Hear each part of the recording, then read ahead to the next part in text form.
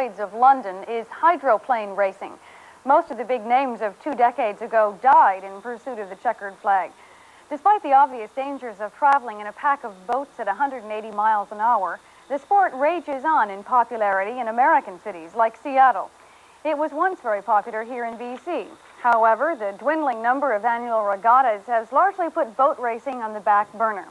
But one Vancouver man still stands out as one of the top hydroplane drivers and builders ever. Jim Hutchison has been nominated to the BC Sports Hall of Fame for driving and building many hydroplanes which set records that will never be broken. So far, his amazing accomplishments have not gained him the recognition that many feel he deserves. Jim doesn't seem too concerned. At age 74, he's now building and racing boats for a new generation. 100-mile-an-hour plus boats now come out of a mold, but it takes experience to get the most out of them. Jim Hutchison has been building them from scratch for 60 years.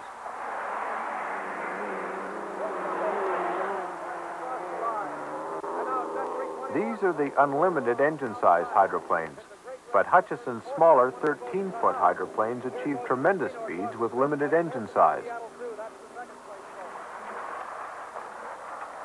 Today, with son Dave, who operates Vancouver's California Marine, Jim Hutchison is still very much the master builder, but he now creates and fine-tunes from shore. How did it feel? Did it feel all right? Good. Handle good? Steering good? Yeah. Come up on plane quickly? That's good. Maybe give it one more run if you like. Huh? The attitude seems good. Jim Hutchison knows what makes a good boat for more than half a century of making them.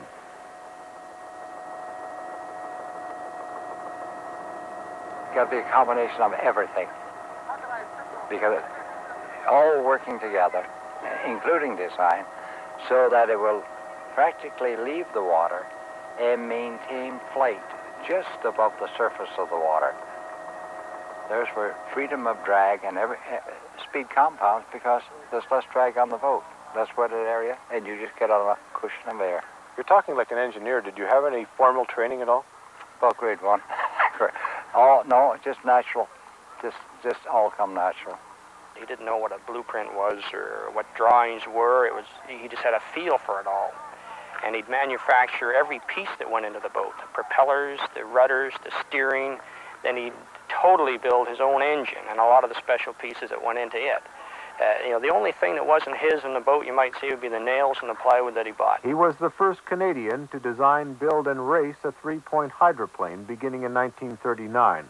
He won regattas from Vancouver's Deep Cove to Kelowna to Nelson, and then he took on the Americans. He refined his designs until only the hydroplane's outer edges and propeller touched water. Jimmy Hutchison really is a legend in his own time.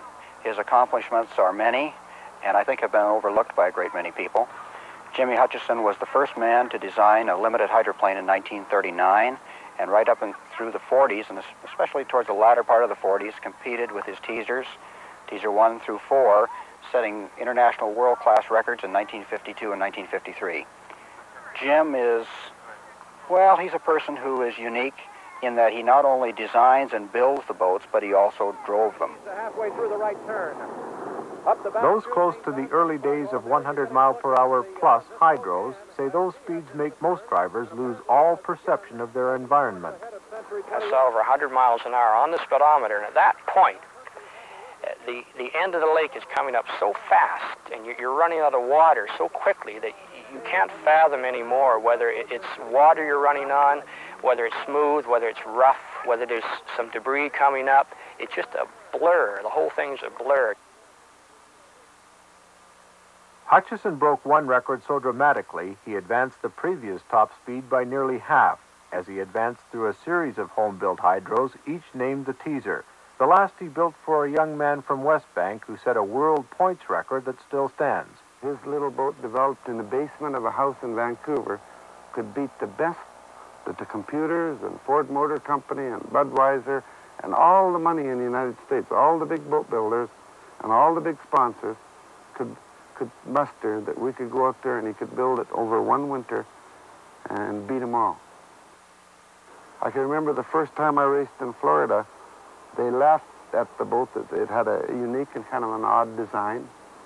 They were laughing at the boat, and when I went out and beat them with it, they were trying to measure it. You know. But after the 4th year of winning this perpetual trophy at the awards banquet, I remember it very well. They called Dad up and they gave him the trophy, and they said, Hutch, you've won this trophy so many times that we think you should have it. This is yours. We don't want you to bring it back again. I felt the great challenge was to, you know, go and play with all the big boys. In the United States? Yes, right. And that's what I did. And you beat them? Not always, but sometimes they do remember me, and they know I was around.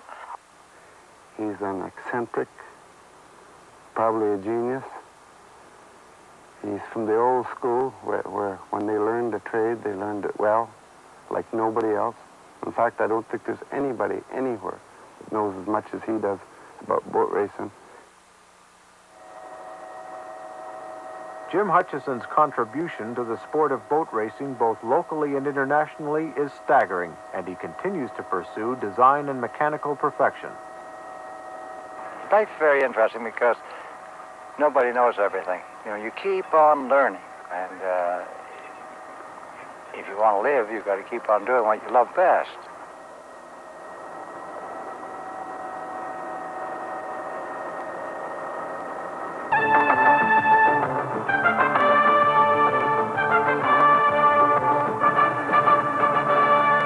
Distant future, Flemons could find himself in the BC Sports Hall of Fame.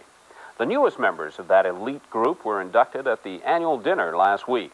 Our own Hall of Fame reporter, Eric Dwyer, has that story. What we're here for tonight is, I think, the integral part of the Hall of Fame's yearly undertaking. That is the induction. Once a year, they break out of the cobwebs of our memories.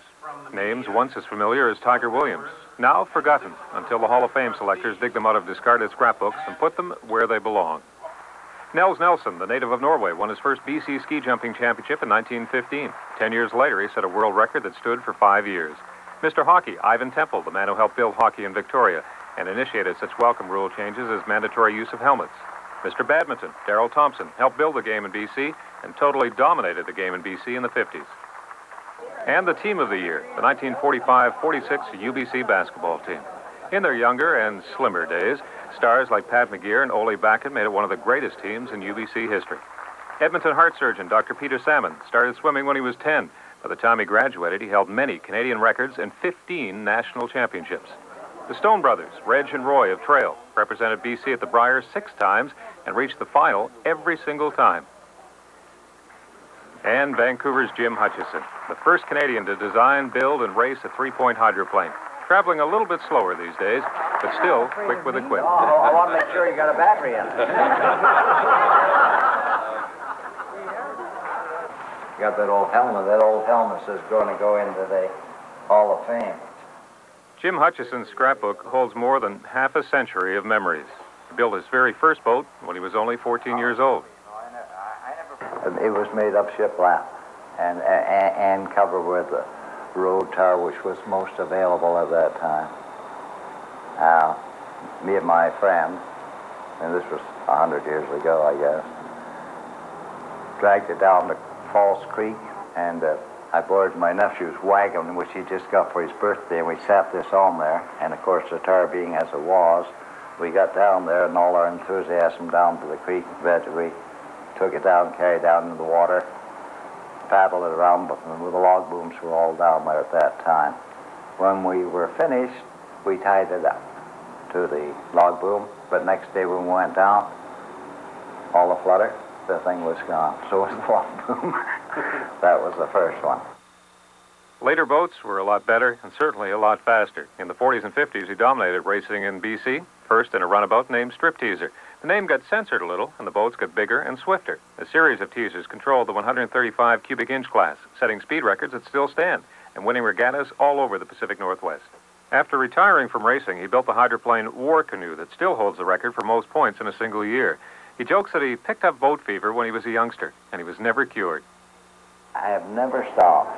I never stopped dreaming. I get those dreams right on these things. We've made a lot of innovations.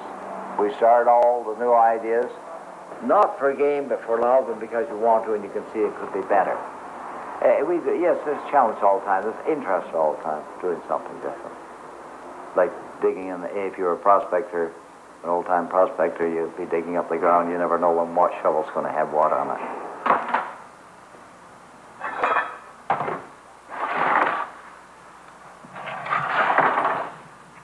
Records and trophies are one thing, but Hutchison is most proud of being a pioneer, helping to chip away at that great Canadian inferiority complex, proving Canadians can compete and beat the best. In retirement, you'll find him exactly where you found him at work, tinkering with boats in his son's boat shop. And at this late stage, it's gone on for a long time now, when I'm doing something like this and I'm working on the thing and I'm got to a certain stage and Dave's gone home and I'm finished up what I'm doing, put the tools away, and then I'll stand back and I'll look at it and I'll get a great joy out of that. Do you know what that feeling is? I don't know. That's what it is. You can do anything you want to do. Anything. No, I mean, you just look around, you see what's happened. Anything. If you really like it enough, even though you don't know anything about it, if it gets in you, you will find out. And it doesn't matter whether it's playing the violin or what it might be doing. To the newest members of the BC Sports Hall of Fame, congratulations from all of us at Sports Journal. Next week at this time,